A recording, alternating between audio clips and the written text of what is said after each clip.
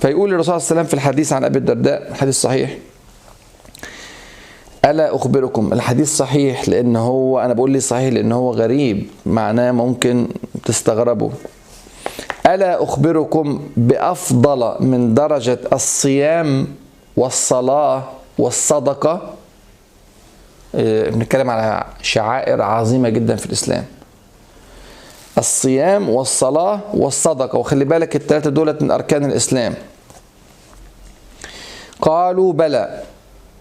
الصدقة طبعا ممكن تمشي الزكاة، وهنتكلم على ان الناس بتفسرها يا ترى صدقة عادية نفل يعني ولا الزكاة الفرض. قالوا بلى. ايه هو اللي افضل من الصلاة والصوم والزكاة او الصدقة؟ قالوا بلى. قال صلاح ذات البين. صلاح ذات اصلاح بين الناس، صلاح ذات البين، فإن فساد ذات البين هي الحالقة. طبعا في رواية بسند ضعيف كمل فيها ان الحالقة لا اقول تحلق الشعر ولكن تحلق الدين، لكن خلينا ايه في الرواية الصحيحة: فإن فساد ذات البين هي الحالقة.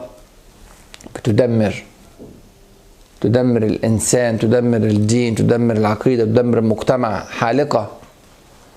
فده فساد ذات البين، وبالتالي صلاح ذات البين هي تصلح الدين وتصلح المجتمع وتصلح الإنسان يعني بشكل عام.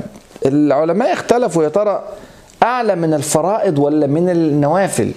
يعني أعلى من الصلاة الفرض وأعلى من الصوم الفرض وأعلى من الزكاة الفرض، ولا من نوافل هذه العبادات؟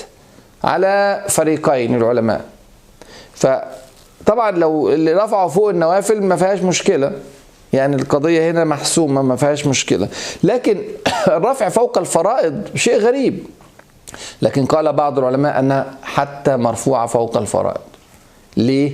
لأن مدار فساد ذات البين قد يكون انتهاك الأعراض، انتهاك الأموال، انتهاك الأرواح، فالمضار ضخمة جدا. فلذلك رفع الله أو الرسول صلى الله عليه وسلم في الحديث رفع قدر إصلاح ذات البين على هذه العبادات وإن كانت فرائض، لأن المفاسد المترتبة عليها أكبر بكتير جدا جدا من تخيل الإنسان، ضياع يعني أموال وأرواح وأعراض. والحاجة التانية كمان عشان الأمور اللي ذكرت هذه قد تكون في حق الفرد اللي هي الصلاة والصوم والزكاة، لكن الأمور الأخرى اللي هي إصلاح ذات البين في حق الناس، في حق العباد. فالله عز وجل قد يعفو عن ترك أمر له هو سبحانه وتعالى، لكنه لا يفرط في حقوق العباد، لازم ترجع. فديت قضية يعني تناقش فيها العلماء بشكل كبير. المهم ان الموضوع كبير قوي، اصلاح ذات البين، انك تصلح بين الناس، هذه موضوع كبير جدا في عين الشريعة سواء في القرآن او في السنة كما ظهر لنا. موقف تاريخي عجيب جدا كلكم عارفينه لكن تقفوا قدامه وقفة. موقف بدر، غزوة بدر. بعدما تمت الغزوة حصل صراع ما بين الصحابة او خلاف على الغنائم اللي هي الأنفال. بعد غزوة بدر ما انتهت ربنا سبحانه وتعالى أنزل سورة الأنفال للحديث عن غزوة بدر. الطبيعي في تخيلاتنا هذه طبعا أعظم غزوة في تاريخ الإسلام، وأول قتال حقيقي بين المسلمين وبين الكفار، ويوم الفرقان، والقائد الرسول صلى الله عليه وسلم، والجنود هم كبار الصحابة من المهاجرين والأنصار. موضوع كبير قوي، يوم الفرقان. ومع ذلك متوقع ان سورة الأنفال تنزل تمجيدا لهذا الجيش الذي انتصر في هذه الموقعة الخالدة.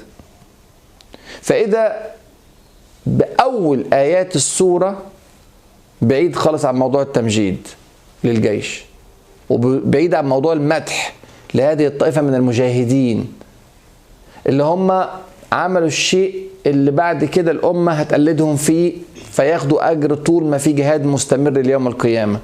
هؤلاء أول من بدأ المسيرة يوم الفرقان، فقدرهم مش أي مجاهدين، دولت أعظم المجاهدين في الإسلام، والجميع بعد ذلك سيقلد هؤلاء. ومع ذلك أول آية يسألونك عن الأنفال. يعني أول حديث عن مشكلة فساد ذات البين التي حدثت بعد بدر. لم يتكلم عن الإقدام، لم يتكلم عن الشجاعة، لم يتكلم عن التضحية، عن بذل الروح، عن الشهداء في بدر. لم يتكلم عن هذه الأمور سبحانه وتعالى، إنما بدأ الحديث يسألونك عن الأنفال. كل الأنفال لله والرسول، فاتقوا الله وأصلحوا ذات بينكم.